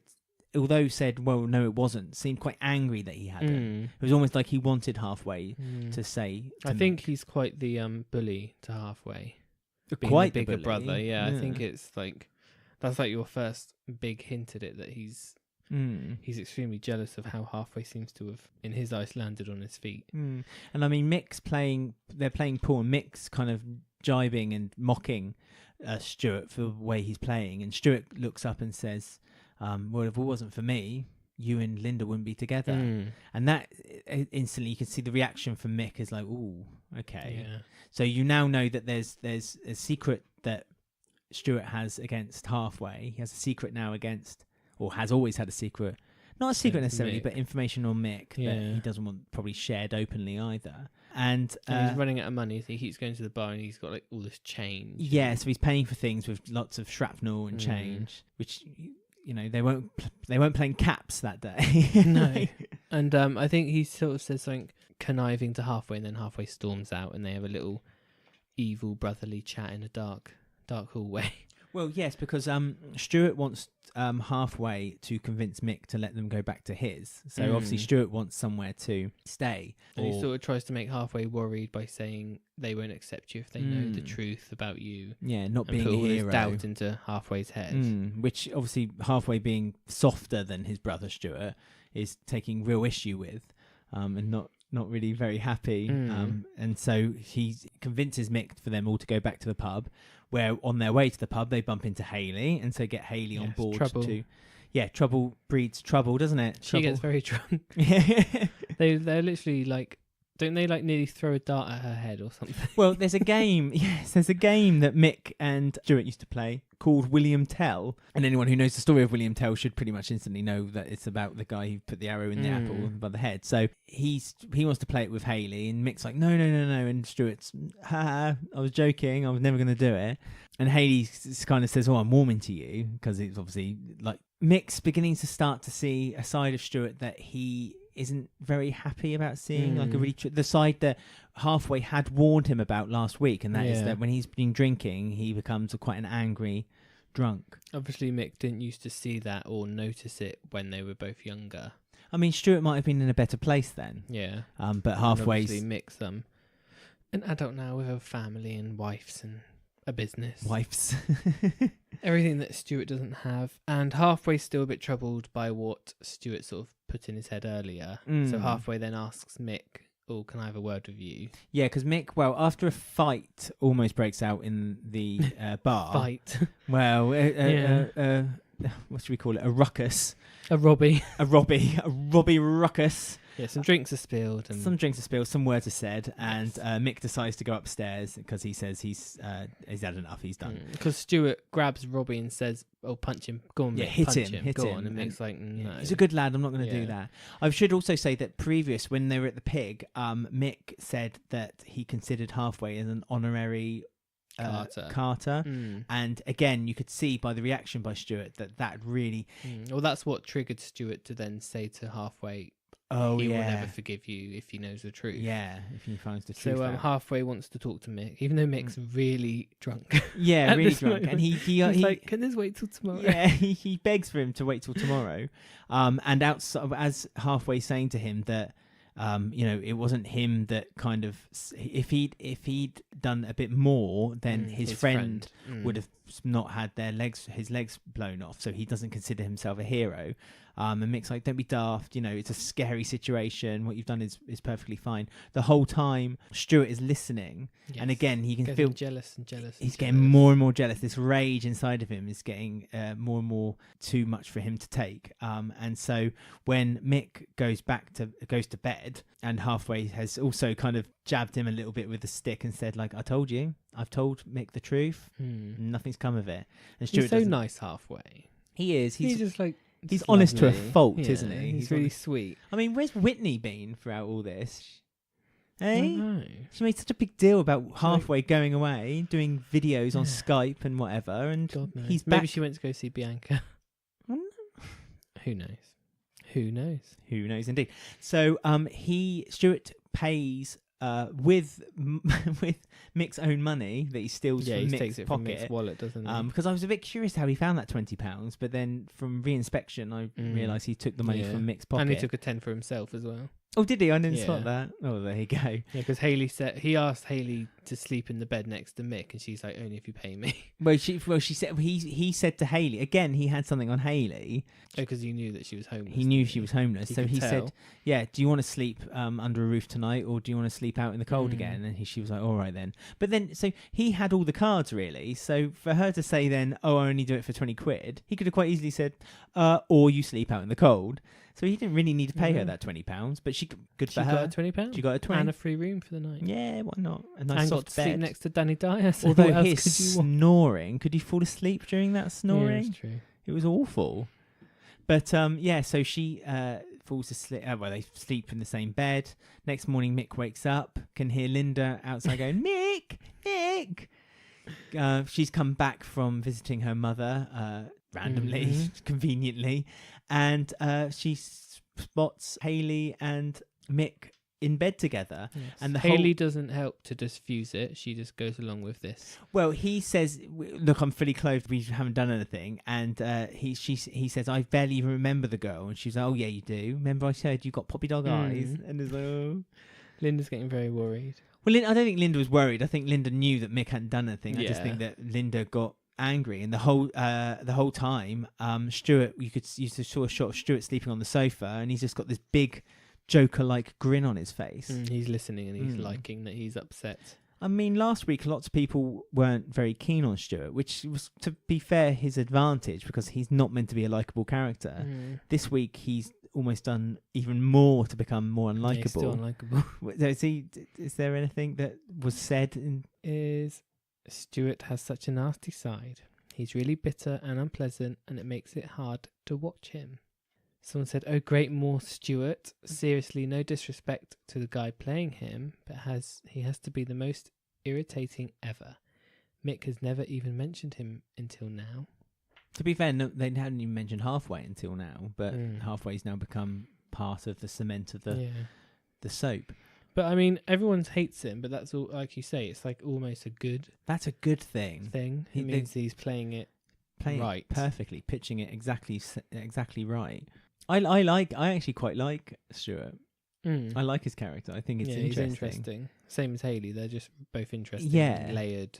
But they're stirring the something- pot. Yeah, It's not just they're there this- for a purpose. Yeah, exactly. And They're they there. have a background planned out, which seems to be good. But also they seem to be doing it in the long run rather than the short run. And it's just nice to actually do something a bit more different and a bit more interesting, bringing back kind of like an interesting storyline. I mean, Stuart really upset Linda at the end of this week. Well, he did. So after Linda pretty much tells Mick that she doesn't want to see him anymore, Mick then says that to him. Stuart Angers him. Well, Stuart then reminds him again that he did him a huge favour, and if it wasn't for him and Linda wouldn't have what they've got now. During a conversation between Mick and Linda, you find out that Mick basically had committed a crime, and Stuart had took the fall for him because he knew that Mick wouldn't be able to cope with juvenile prison.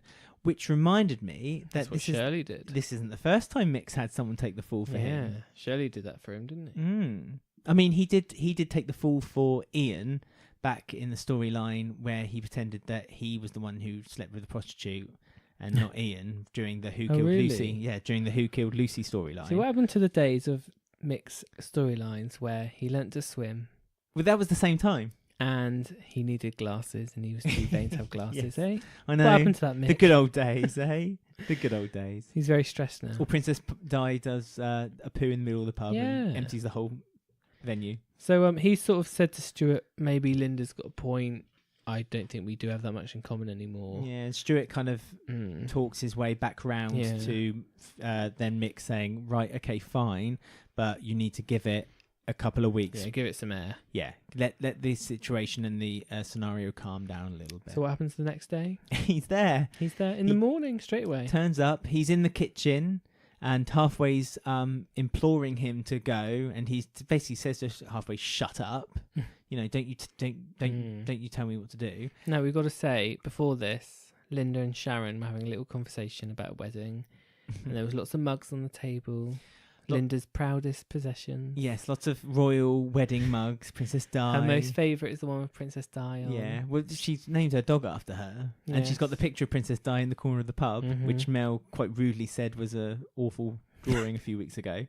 So you know full well that if anything should happen to one of those mugs, it's not going to be pretty. No. And what should happen? Stuart should happen. That's what. Yes. So do you think Stuart had, after he was told to leave by Mick and Linda, had deliberately knocked that mug off the table?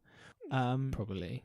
Because it seems like the type of thing he would do. Because the way he left the kitchen, he kind of swung his arm forward as if to say, okay, and swung his arms forward. So I think I wouldn't put it past him. He's that type of petty. Yeah, petty. But also, person. I think this was his big plan, because then later on, Linda goes back into the kitchen after having a breakdown, incidentally. I know. She was more upset over this broken mug than she was upset when her marriage could be ruined. Her two marriages, when Mick had an affair, when Johnny left, when all her kids have left. This is the thing that's made her most upset. Her mug. All smashed on the floor. But yeah, she goes back into the kitchen and sees that it's all there, super glued together. Yeah. She thinks Mick's done it. Mick's honest and said, no, it wasn't me. And then, again, conveniently, Stuart should walk into the pub and they all look and it's like, oh, it's me. But when Mick says thank you to Stuart in the toilets for fixing the mug for Linda, Mick, he says, oh, of course, I'll do anything for you, mate. You know, anything. Mick leaves, halfway hears the conversation in the toilet. Weeing like a girl. Yeah, weeing like a girl. I love that they were very specific that he wasn't doing a number 2 in that toilet. He was definitely it was just doing another a wee. way to show how Stuart puts halfway down. Yeah, it? again, it's it's just another way to show. Another put down. And he basically says that Linda is a cow, like a manipulative cow, like controls Mick, and that he's going to make sure Mick knows about it. So obviously he's planning to put Linda. Well, put a wedge between Mick and Linda. And that's which goes well because halfway's on his way for a little holiday with Whitney. So he's not going to be around to save Linda. No, and obviously halfway now knowing this information wants to kind of hang around and make sure that everything's okay. But Whitney's like, oh, come on, let's go on holiday. Yeah, not with Whitney. Whitney. No one hangs around for her. No. Well, if Whitney wants something, Whitney gets it, but She then does. blames the person for either spending too much or... Even though she kept going on and on and on about it. So there you go. So I mean, we haven't really done a lot of justice for that storyline, because there was a lot of ins and outs and complications and a lot of mind games being played throughout that by Stuart. And as I say, Stuart's a very interesting character to kind of unwrap over time. A lot more to come with him. Heck of a lot to come. Yes. So shall we have a little break and play a little game? What have you got this week? Well, it's a brand new game. Again, sticking to a theme. Stay tuned.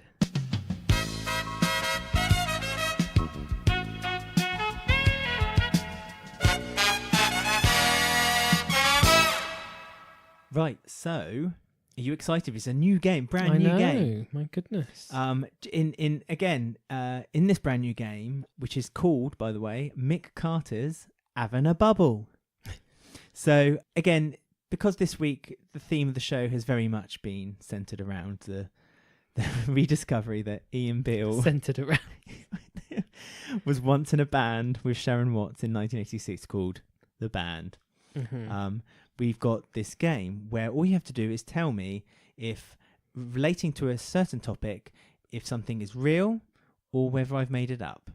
So in the original episodes of EastEnders in 1986, a lot of names were thrown about by the soap as potential band names before they eventually decided on the now infamous name, The Band. Or in the show or as the press? Is actually mentioned in the show. Oh, okay.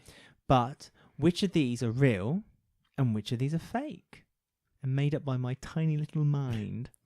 Now, if you think the name is a real one suggested in this 1986 episode of EastEnders, you say, that's Babe Ruth. And you can do it in the voice of Donna if you like as well. Which Donna? means... sorry, you can do it in the voice of Hayley. Right. So that's Babe Ruth. Babe Ruth is true. Truth. Right. But if you think it's a fabricated name... A lie, you say, you deep fat fryer. Or you liar. I can't remember. What is it? I can't remember the first So one. Babe Ruth or Fryer? Deep Fat Fryer. Okay. Babe Ruth or Deep Fat Fryer. Hence why it's called Mick Carter's Having a Bubble. Right. Right. It's very So, complicated. are you ready? Yes. Here we go. Number 1 is the name Bottled Up. A Babe Ruth or Deep Fat Fryer? Deep Fat Fryer. It's true. Suggested by Simon Wicks. Number 2, 80s Division. Fryer. Correct. It's a fake name made up by me. Number 3, Our Summer Willie. Fryer. I thought you might think it was true because the dog was called Willie in the 80s. I wasn't born in 86, so I have no idea. Oh, no, you were you? Oh, God, this is quite unfair, really. Right, number 4, Left of Arthur. What? Babe Ruth. Babe Ruth. Babe Ruth. It is true, but it wasn't a reference to Arthur Fowler. It was a reference to Arthur Scargill. Oh. Number 5, Sharon and the Talent. Fryer. Fake. Yep, it's fake. Number 6, So-So Reverso. Fryer. No, it's true. And the name was suggested by Sharon. Of course it was. Number 7, Conjugal Rights. Aunt Babe. What's it? Not Aunt Babe. Babe Ruth. Babe Ruth. True. Yes, it is true. Suggested by Sharon. Number 8, Micriphone. Can you spell that for me? Microphone. But each letter is an acronym. Yes. Fryer. It is fake, yes. Number 9, the Harry Reynolds Quartet. I don't know who that is. Is that a character in EastEnders? I don't know. Oh, yes, it is. Harry Reynolds is, of course I know. Harry Reynolds is their manager. Aunt Babe. Babe Ruth. Babe Ruth, true. Yes, it is. It was suggested by Lofty, the helpless lover of Michelle Fowler. And the last one, number 10, battery-powered Bill servant. Fryer. It's fake, yes. There you go. So you got 8 out of 10. So that means I win. What, is it over 70? I get a point. Okay, you get a point. So you I must get a point for that. That's one. Okay. There you go. If any of you guys have any good suggestions for bad names for the band, then please do send them in on Twitter. And that was... What about band? What, B-A-N-D? Yeah, bad name. The Bills. And that was Mick Carter's Having a Bubble. Oh, lovely. Did you like the new game or did you prefer... Were you having a bubble there? It was very good. Yeah. Because I won. So... I mean, I think I made it too easy for you. I thought some of my names were good, actually. Feasibly good. Not as good as Sharon's suggestions. You got one of Sharon's wrong. You thought one of Sharon's was fake. Yeah. So Studio, whatever it's called. So, shall we tie up the rest of this week with some of the bitty storylines? There's not that many this week. No. Unlike last week, where the whole week was bitty storyline. It was just a week of it, wasn't it? But unfortunately, our bitty storyline this week involves Robbie. Yay. But better, Big Mo as well. And Donna, who I love. So And a little touch of Shrimpy. Well, yes. A big touch of Shrimpy. Congratulations to Shrimpy, because he's got married this Absolutely. week in real life. Congratulations. He's now on honeymoon, travelling. Around America. Yes. So, lucky lad. What a show off. So, let's talk about Big Mo. Her fortune-telling plans are still active. Yes, they're really stringing this one along now. So she convinces Linda and Mick to have a fortune-telling night. I'm presuming it was booked over the phone because they didn't realise it was her to start with. Yes. They thought it was Susie. Mystic, the well-known Susie woman, Susie, who can fill out a pub. Yes, well, 50 tickets were sold, which on later inspection I feel was a lie. But anyway, so to convince Linda and Mick to let her have a chance of doing her mystic physic, what's it called? Psychic. Psychic night. She tells Linda a home truth, something she had just mentioned to Mick, that her aunt had Got seen hit by a bus. Well, after seeing a psychic and died, and they're like, oh, hang on. There's some truth here. There must be some truth here. Because Mo was basically plodding about everywhere at the right time to listen in on most things. She kept hearing little bits and pieces, didn't she? You know, and because her tape recordings weren't really working out too well for her anymore. And so after she convinced Mick and Linda to let her have the psychic night, she goes to the Minute Mart, and yet again, is the Minute Mart well stocked of certain everyday items? The last carton of milk, which Robbie gets it. Which Robbie picks up, and this angers Mo, and later she basically Takes gets her revenge on Robbie. So she does. Robbie bumps into Phil for a brief second. Oh yes, and Phil's wanting answers. Where's more stuff from the car? Any more information that you can share with me, even though I've not really asked you for any? Rainey hears or sees this, doesn't she? Yeah, from afar. And because Robbie stands up for himself, Phil kind of says, "Oh, you've grown some balls. Yeah, you've grown some balls." It's like a pride. Well, he said a lot because Stuart also in the episode said to Halfway, like, "Oh, finally grown some balls." It's like, oh, goodness sake, silly.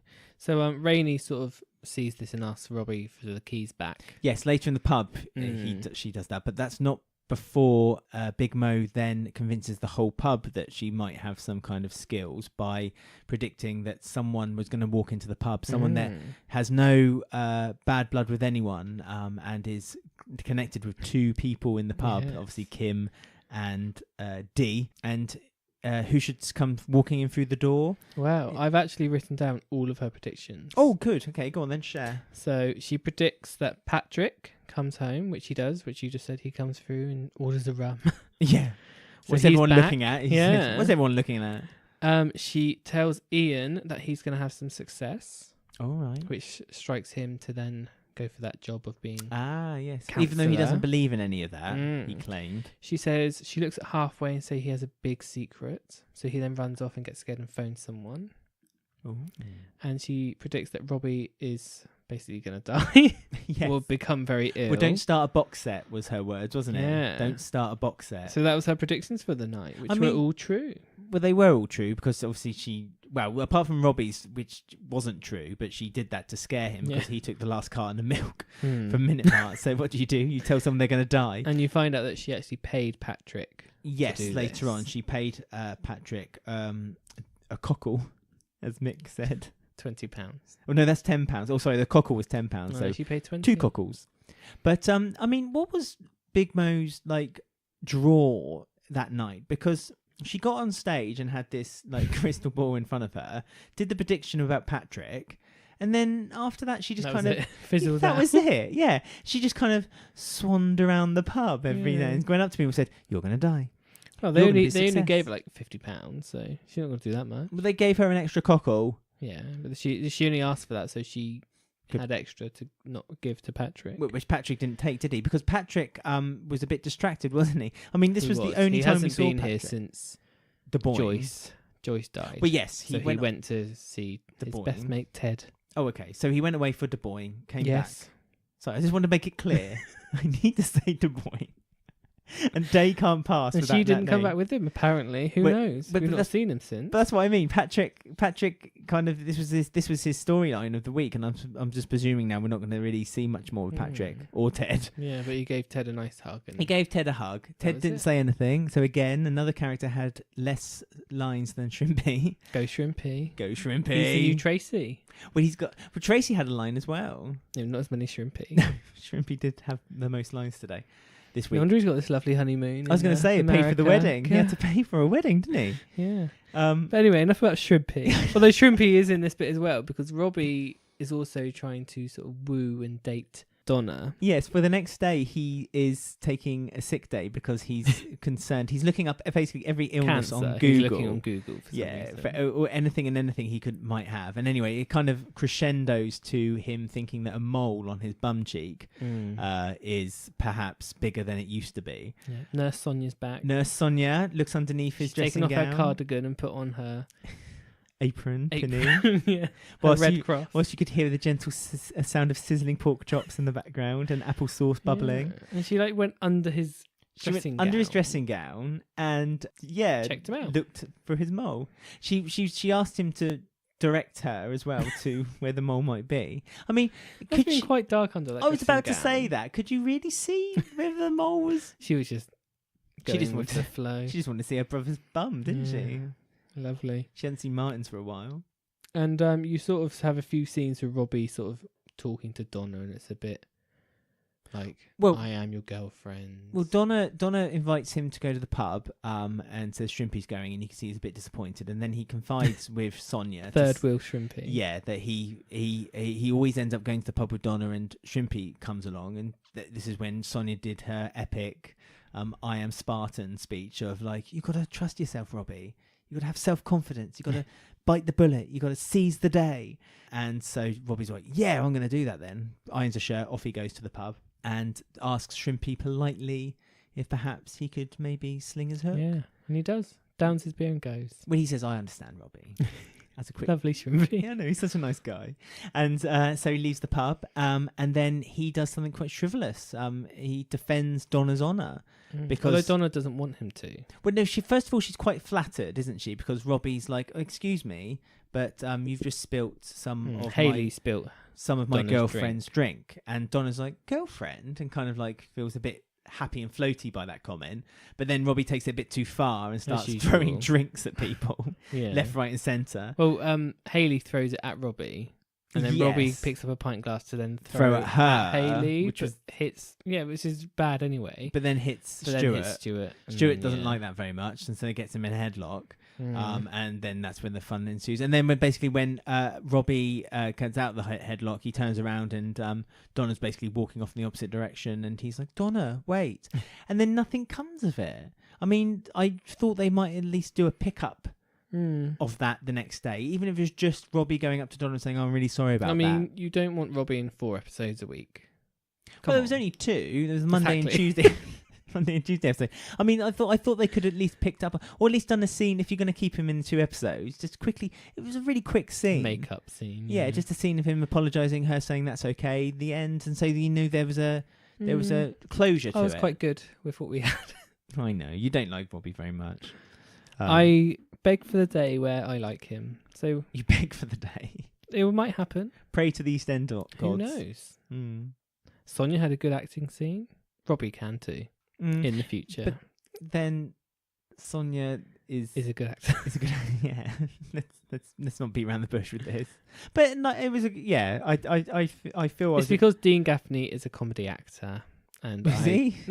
Well, that's his role, and I'm not particularly keen on. I mean, I think he's quite good if he did a bit of serious I think Carmel's stuff. funnier. I loved lots of her scenes this week. She was funny. It's because you can kind of relate. Yeah. Anyway, so yes. I think that was our loose mop up. Yeah, I think I was a bit unkind at the beginning of this podcast by saying, wasn't that great? Because now we've kind of gone back and looked back on things. Actually, it was quite a good week. It was a decent week. It moved things along and made some storylines start to grow and nurture themselves. Yes, lots of good things to come. Next week is a big week for EastEnders. Lovely. So we look forward to that. So have we got the results for our poll of the week? We have, yes. So this week it wasn't so much a poll, actually. I would say it was more of a question of the week this week, because it was just asking what would yes, I am being semantic. What would basically make Linda resort into having a breakdown and crying? And the options were finding Mick in bed with a woman, which is reasonable. You think so? Ollie saying his first word, which again, you could see it, that could push you to tears. Yeah. The Vic getting burgled. It happened once, could happen again. No, couldn't stand that again. We'd be bankrupt. Johnny getting hit around the head with a baseball bat. Or her mug gets broken. No, don't be silly. Well, the final result was that it was her mug that got broken. Really? Yeah, I know. It brought her to tears. It did. And half of you were absolutely 100% correct. Well, hey. So well done, you guys. The next one was Mick in bed with a woman at 32%. Mm-hmm. Vic getting burgled, 14%, and Ollie saying his first word at 5%. No one cares. The poll is still open as we're still recording this podcast, so I've obviously made a mistake with the timings. So I do apologise. But there we go. So yes, well done all of you. Next week we'll as always, there will be a poll. Hopefully it will be a poll on Twitter. And you can find us at Eastenders Week on Twitter. On Instagram, you can find us at Eastenders Weekly.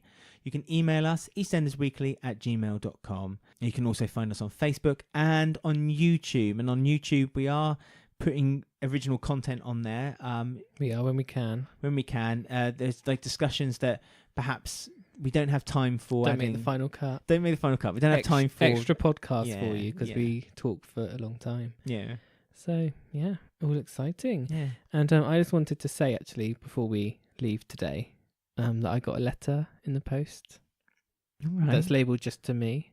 Okay. And it doesn't mention you in it, but it's actually asking me to go away for the summer at a special podcasting summer camp. Oh, are you going to go? Or? Yeah, but you're not invited. Oh. The theme to EastEnders Weekly was written and composed by Klaxon. He can be found on SoundCloud under KLAXUN. Thank you all for listening, and if you'd like to subscribe and leave a review, it would mean so much to us, as it really helps the word get out that we're around. If you have any topics or discussion you want us to talk about, you can email us at eastendersweekly@gmail.com or send us a tweet at EastendersWeek. We do live tweeting to every episode of EastEnders, so make sure you follow. See you soon.